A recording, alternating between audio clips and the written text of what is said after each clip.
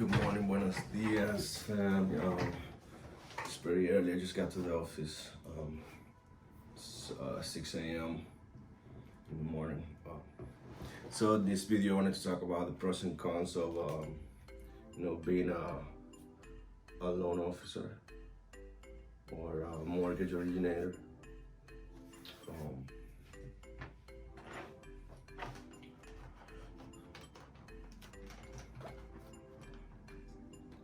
And also the daily routine, that I go through. Because any of you guys wanted to, consider this as a career. This is my channel I use for blogging and for mostly entertainment purposes, and information that I provide here in this channel is you take it at your own risk. This is not by any way financial advice, or if I'm not responsible for what you do with this information outside of you making an appointment with me and actually paying for my services. This is free for entertainment purposes. That being said,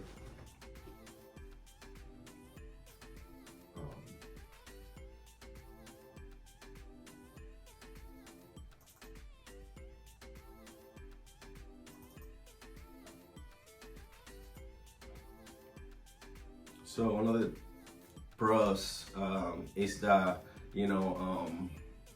is the flexibility of and the option of pro number one is being able to relocate. I could be anywhere, so that's what I like. I can do it from my phone as long as I have a computer or access to the internet. I can do my job. If I want to stay at home, I like coming to the office. Even though sometimes I focus better whenever I'm by myself. That's why I come a little earlier.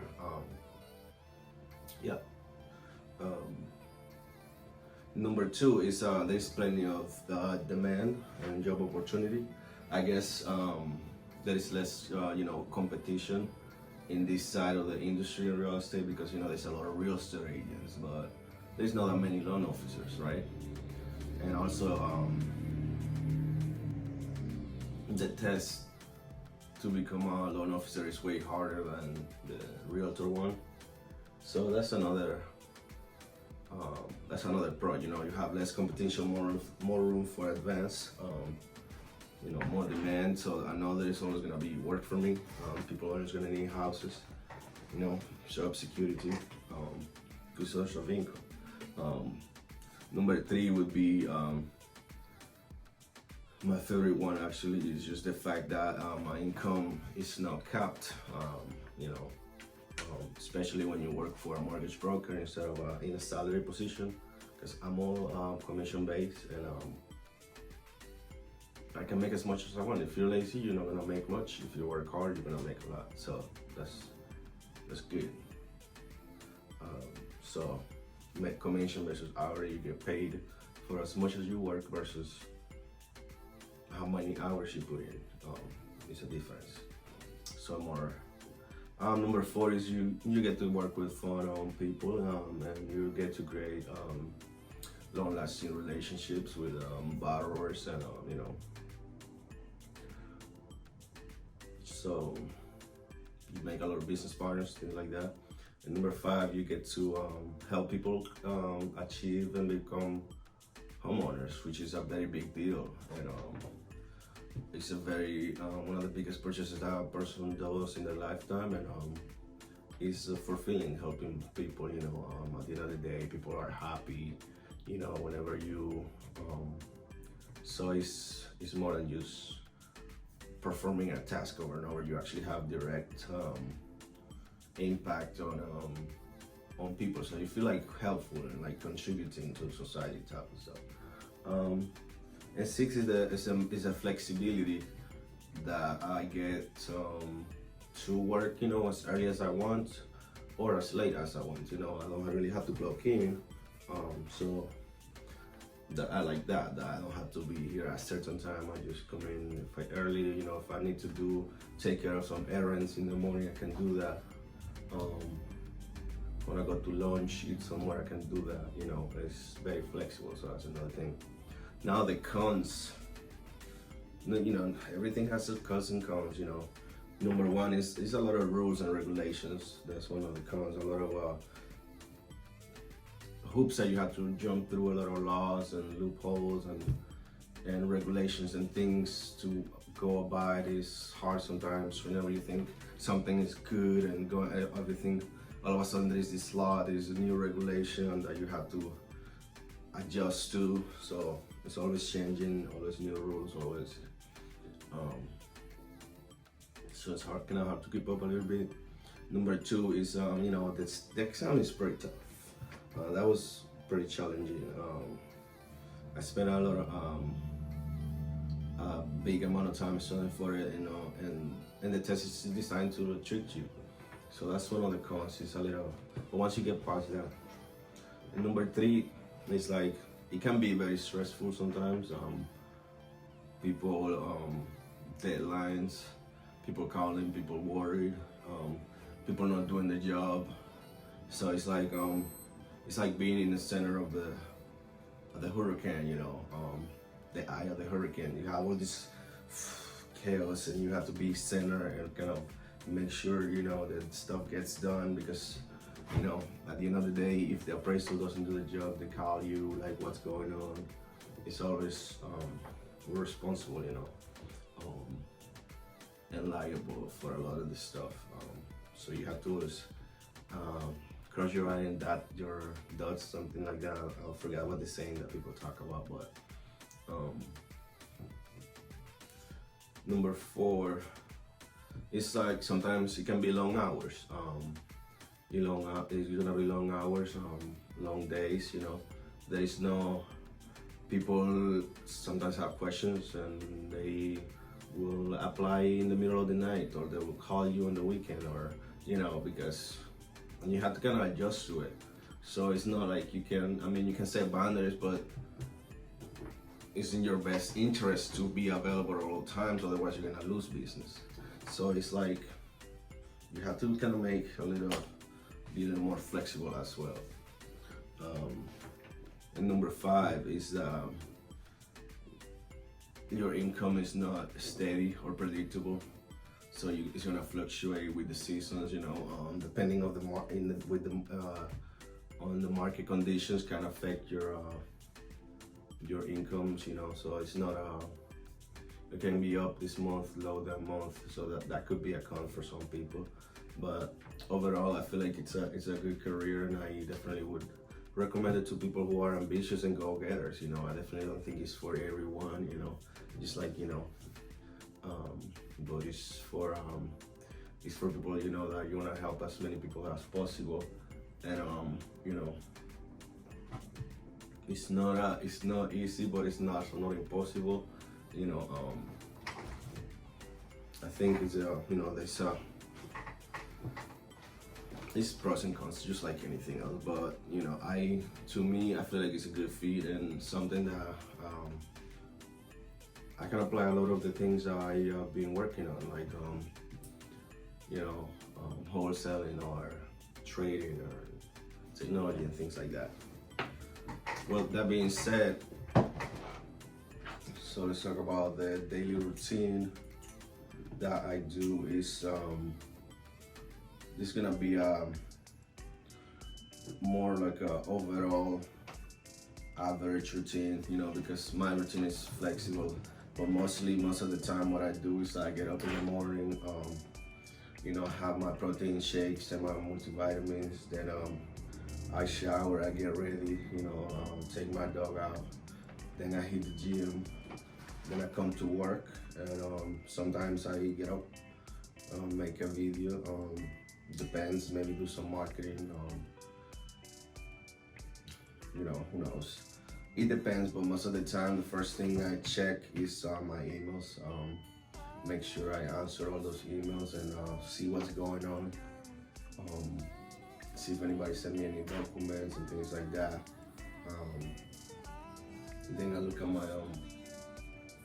my whiteboard, and I see any notes or appointments I might have. Check my calendar.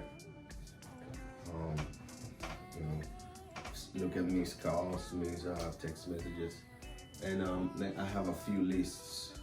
My first list, it depends on priority or what stage of the process the person is. For example, in my board, I have people who are currently in processing. Then I have another list of people who are currently pre-approved and shopping. Then another list of people who are who I'm just waiting on their documents to give them the pre-approval. Then I have another list of incomplete applications, and then I have another list of inquiries. And I just start calling down my list, touch bases with people,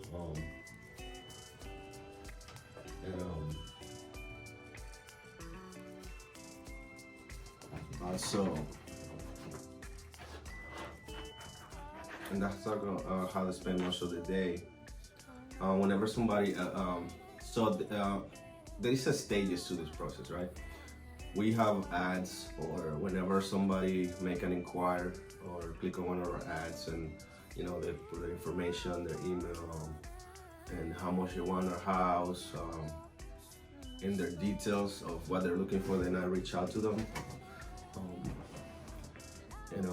I email them, I text them, and then once the person fills the application, whether they come in person or make an appointment, I look at the application, and the first thing I do is a soft pull.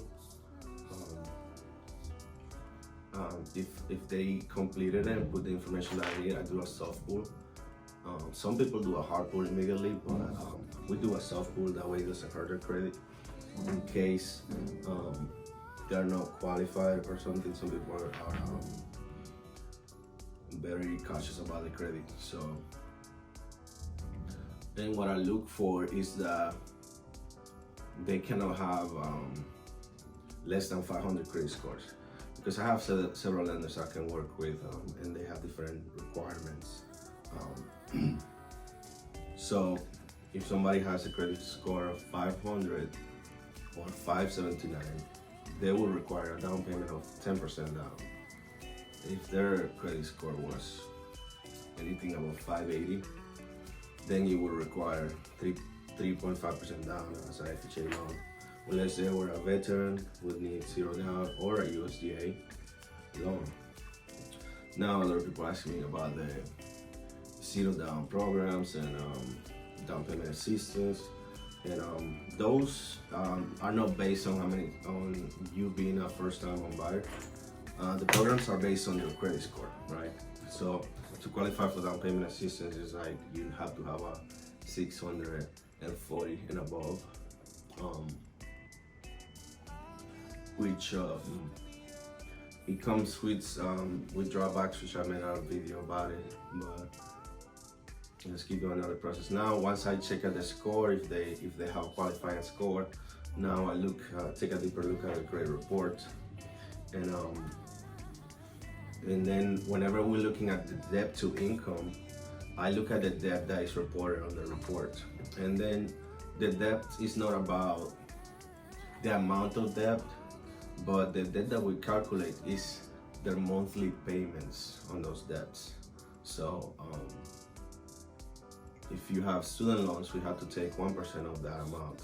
If you have collections, we have to take 5% of and FHA forgives up to $2,000 in collections, but anything after that, I have to count 5% towards your monthly debt to income ratio.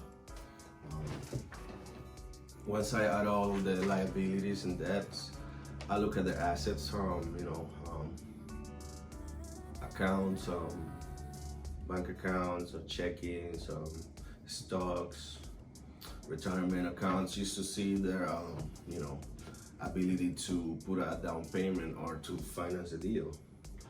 And then I look at the income, which most of the time people put the wrong amount on there.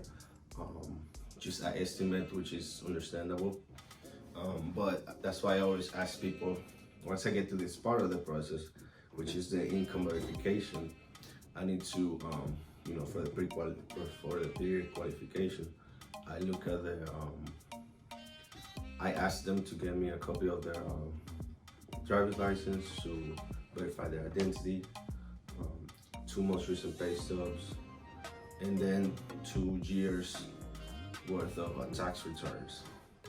And this allows me to see their income for the past 2 years, which we require people to have 2 years minimum of steady income, right? And that if you change of a job, it has to be in the same industry. It can't be from a job to a business.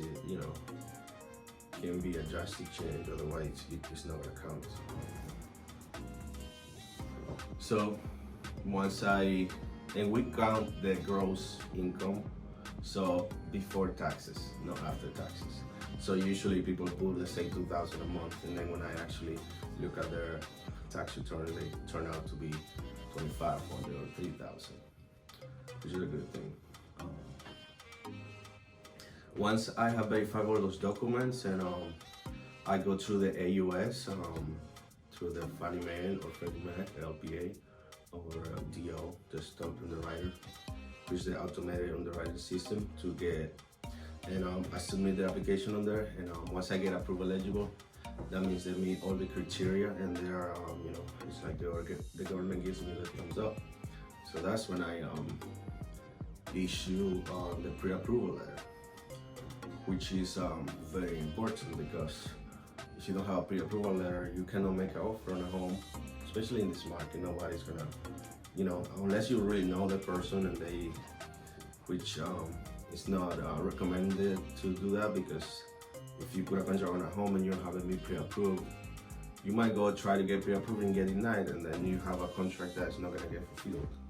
So you wanna make sure you are pre-approved first before you do that.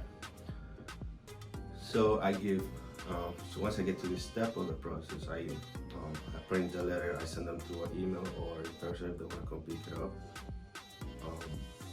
And now this allows them to go shopping and submit offers on homes. And we have realtors that we work with, and I refer them to other realtors. Unless they're already working with somebody. And then we wait for them to find a home. Once they submit their offer and they get an accepted contract in it, I ask them to send me a copy of the earnest check and a copy of the signed contract, and then I submit the loan to our processing team, and then that's when the processing of the loan starts. They send the disclosures, we order the appraisal, and the underwriter comes back with some conditional approval, which we call it also, it's called loan commitment, depending on what lender you go to. Here I notice in this industry there's a lot of words for the same thing, so sometimes it can be kind of confusing, because people might call impound, this other person might call it escrows, and I have to explain that to borrowers a lot, because it can get confusing, all the lingo and extra, I guess you could say mortgage slang maybe, but yeah. And then they start processing the loan, and then the underwriter goes back and forth with the processing team asking for more requirements, and then pretty much I just keep doing this over and over, working on applications all day, and then I just start in that order. I start from the people who are currently need to close, and then I work on my way down to the people who just inquire. So if you have any more questions, you can link my link tree. You can apply like for subscribe. Thank you for liking my video and watching and subscribing and supporting, and peace.